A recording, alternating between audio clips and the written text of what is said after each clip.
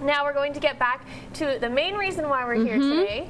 Chef Jen, of course, our co-host, engaged a few weeks ago, and so we thought we'd bring on a panel of wedding experts to help you answer your questions. So let's start off with Teal, because you are going to take us into the wedding planning world.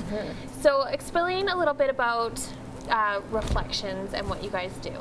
So Reflections is an all-services wedding planning company. We've been around for about 8 years now. We offer services that are design, you can do coordination, and you can also do planning. So when you say you have a wedding planner, it doesn't mean you have someone that plans everything, right. Although we do all-inclusive packages, and that's what we do cater more towards. But you have someone who is in charge of your design, you have someone who is in charge of your coordination, and you have someone who's in charge of your planning.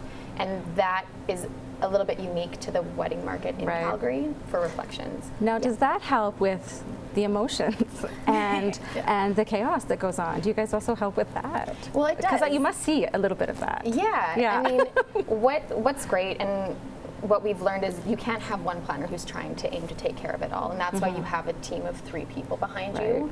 And when you have 3 people that are supporting you throughout the entire thing, you have decisions that are being made by 3 people. Basically, you're not going to go wrong. Yeah, you have a team. You have a team. Collaborating. That's exactly it. So you have a team working for you. I could see needing one. And it's kind of your big special. It's your big special day, right? Yeah. So you really you need a hand with it, and you really want to enjoy the experience and not get overwhelmed by it. But, And you and I were talking a little bit, for you, where to start? Do you start with the venue, the budget, or how many people you're going to have? Does that reflect all of it? And maybe you can add to that. It's a little bit of each. Like you want to start with a budget that you're comfortable to spend, and then as well as you kind of have an idea as to how many people you'd want to invite. If it's 100, being Greek, I'm going to have 500 at my 500. wedding. Wow, yeah. So it's one of those. It depends on what you're comfortable, and if it's going to be intimate or if it's going to be a party for everybody.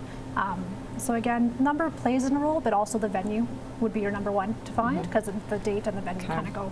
So start with a venue. Whether you're staying in town, you're going away, it's your parents' backyard. Start with your venue. The biggest thing, start with your venue, because if you have a venue in mind that you've always wanted to get married at, Spruce Meadows is a fantastic example. Oh my gosh, it's beautiful there. They book over a year in advance. So really, before you can even set your date and really set a timeline of how you're going to be planning, book that venue first. Also, the majority of your budget's going to be food and beverage, so that big chunk's going to go there. After that, really lock in your photographer. Because that's what's going to be lost. Your photos is really all you're going to take away besides your marriage certificate. Wow. And a dress. And your dress. Your dress. That stays, forever. What about engagement planning? Because you're in that process right now, and an engagement party is maybe that's where you start. Before you plan the wedding? Engagement party?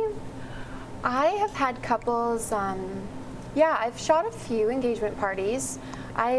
Have a lot of people who want to do an engagement session before an engagement party so that they can kind of announce it with their pictures. So that's kind of a fun idea. But I think it is more common, especially because your loved ones all want to celebrate with you, and it's just an awesome chance, because who doesn't like a party, right? So it's like a great chance to get all your friends and family together and maybe show off your engagement photos. Maybe that's just me because I'm a photographer, but but that's a nice place to have them. And the engagement is so special, right? Like it's I think it's something to be celebrated and savored. And if you can, because most people end up doing the wedding or the engagement photos, they have some kind of party, some sort of celebration. So how do you plan that? I know we started planning, and we started with people, and then we thought, well, venue, and then we thought, well, food, and then we kind of went, whoa, where does it start? How do you stay within a boundary, right? But still have all the people you love. Like, do you just have your immediate family, or do you just have your friends, or do you kind of stagger it? Or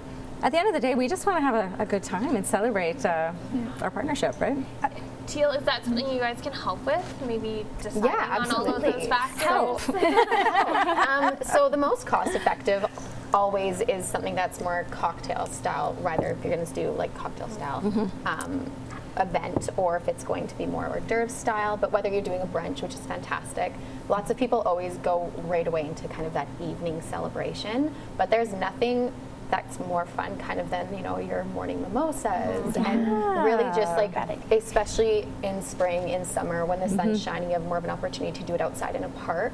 Right away your cost is going to go down. Bowness Park is beautiful. So it's just looking in kind of those areas. If you're wanting it to be fun, if you're wanting it to be a celebration, you don't have to treat it so event-like for these parts. You can really have it more casual, because really on your wedding day, it's hard to talk to everyone. It's maybe 5-minute conversations if you're lucky. So really savor that, like you said. Yeah.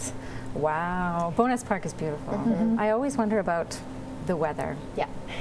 Right away. Photographers. Right away. Yeah. We thought outside, and then we immediately went to what are the weather outcomes? How do you plan this? And what's your backup plan? And do you pay for it? And how do you be ready? Like, you can't just whip up a tent when a windstorm blows in. So, what have you guys been challenged with in terms of that? I think your planner and your photographer both have to think, you know, in advance about this. For the photography side, I always make sure I have backup locations for photos. But when a couple tells me, especially if their wedding is in those iffy months, like, you know, June or even something like October, where we could get a snowstorm, right? It's good when they tell me we have an indoor and an outdoor option, because it just puts me at ease. I'm like, you know, if it's a snowstorm, if it's pouring rain, we have a backup location.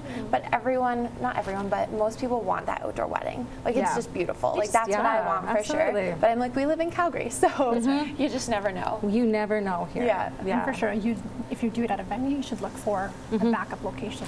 We have a backup location with any venue that we have at Spruce Meadows. So if you do a ceremony outside or do a cocktail outside, then at least if it does rain or something happens, so you guys are prepared for that. When somebody books a wedding outside, you already have a backup plan in place in the event. You don't have a choice. That Calgary weather strikes. Okay, good.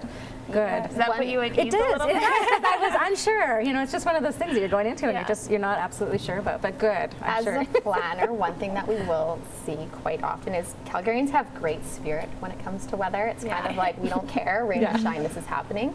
And sometimes we do have to talk our clients a little bit down from that, because we'll never go into a wedding without having your plan B set up. But you'd be surprised how many brides will still walk down the aisle when it's raining. They don't care. They want their guests out there, and they're like, let's just make this happen. I guess you would just order like 30 umbrellas. You do. Or something. Yeah, you have some blankets set up. But Calgarians have pretty good, we're prepared for it. We are. We're used to Has it. anyone ever canceled their wedding because of the rain or the snow? Never. No? Nobody ever does that. No. They embrace it, really. They just kind of go with it. And they have fun with it, especially with pictures, I would assume.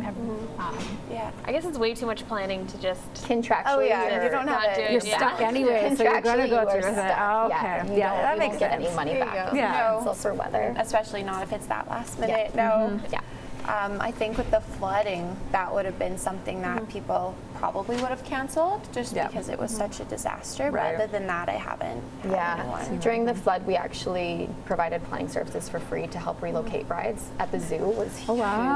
So we did. We offered our services to help relocate everyone, and the amount of brides that we had to relocate and that we got interest in was unbelievable. But the city was so accommodating. And we and at Spruce Meadows, we opened, because it's during our tournament time that it happened. We opened our venues, or after we were done a show, we opened the venue so we can get the brides in and kind of accommodate when we could and how we could for that day. There must have been a lot of stressed out brides on those couple of weeks there. There's a few tears here. You know, you felt for them. And you know, that's something you don't think about during the flood, bride relocating. So that's we do. We think about it. It's also something you don't think about when you're getting married. It's flooding. Well, nobody don't really account for that.